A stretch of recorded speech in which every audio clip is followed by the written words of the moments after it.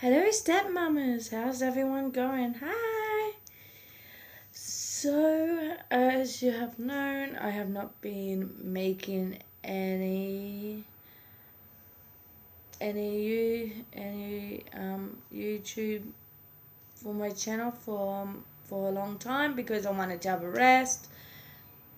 But I think that I am finally ready to come back and to enjoy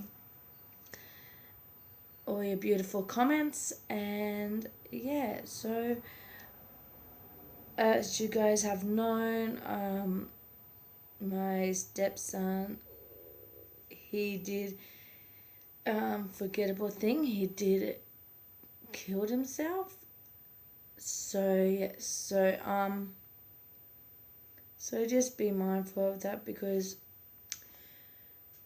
things like that do happen and it's out of our control. Okay, so why don't we start today off of today actually I wanted to talk about 5 harmful habits stepmoms need to break because this is really helpful and I need to get back into it. And yeah, hopefully that you like what. If you like it, subscribe and please put thumbs up. Okay, so let's get started. As stepmoms, we all spend as much time supporting one another in an us against the world mentality, which is awesome and important and so valid. However, sometimes we forget that when our step family lives aren't totally harmonious. The problem can also be us. I'll never be perfect, never be a perfect stepmom. And I'm guilty of all of these at one point or another. Habits are hard to break, but the first step is recognizing them. If we don't face our own flaws, how do we have the right to point out the ones in others? Let's start some stepmom self-work by identifying a few harmful habits stepmoms need to break.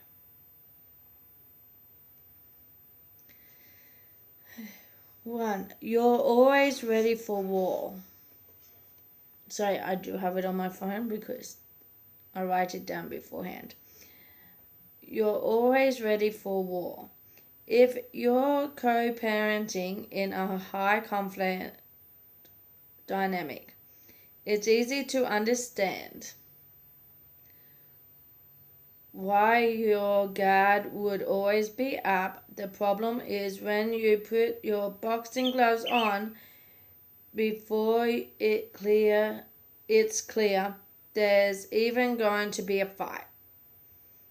If you show up to every event with a chip on your shoulder, face every minor request with frustration, or get defensive every time you're asked a question, that war will almost always rage. Not every ex has an agenda, and even those who do don't have them all the time. And if you're in a situation where you really have a high conflict co-parent, throwing gasoline on a fire is almost never the right thing to do. You can build boundaries without getting so many bruises and battle scars along the way. You don't just trust your partner. Do you check your partner's text and rationalize that it's because you're making sure they are being treated with respect by the ex? Do you worry like crazy every time your spouse goes to an exchange or an event without you in attendance? It's not worth it. What good does it do to see that? Is there a cause for concern? Take that time and energy and put it into your relationship. If you don't trust your partner, the problem is bigger than being in a blended family. And you should take time to examine that first. Take a step back and try to think about whether you would trust your significant other if they weren't in a position to have a permanently connected to an ex. Your answer will guide your next move. You make your partner choose. Your home should not be a rotating podium where you and your stepkids are constantly battling it out to be number one in your partner's heart. You're setting yourself up to fail by finding flaws, isolating yourself, or just generally putting your partner in the position to pick between you and the kids.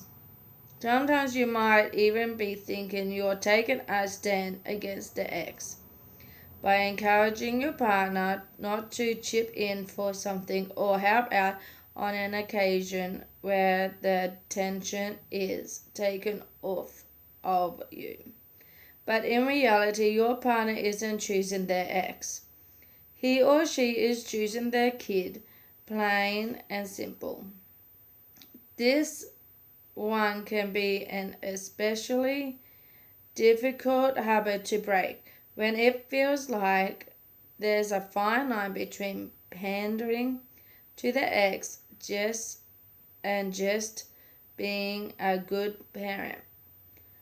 With work and self-reflection, you can learn the difference.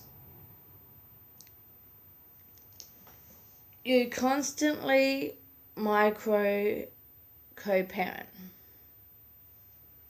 Are you always dictating your partner's responses to their ex because you think you know the best and most effective way to respond?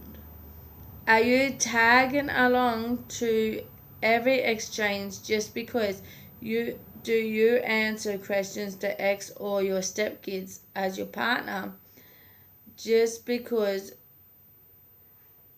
you know the answer to? This is all part of micro or helicopter co-parenting. Just because you can doesn't mean you should. Constantly stepping up as a primary parent can feel instinctive, especially if you're a childless stepmom. But sometimes it can cause unnecessary conflict. But your partner deserves the opportunity to be the primary parent that they are. You think you're a superior mother? Sure, you might likely be the glue that holds your blended family together, but that does not inherently mean you're a better mother than your stepkid's mum. You're two different people, likely doing your best to raise an awesome human being. Maybe you're more organized, maybe you're more punctual, or maybe you're just better at French braiding or teaching your little ones how to tie their shoes. You might be better at some things. how you might be better at a ton of things, but that doesn't mean you are a better mother, regardless of your ability as a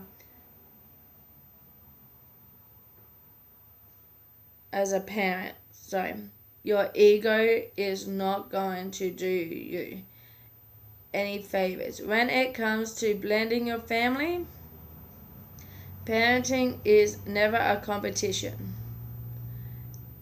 because when that happens, the only ones who lose are the kids. I have done a few of these things, so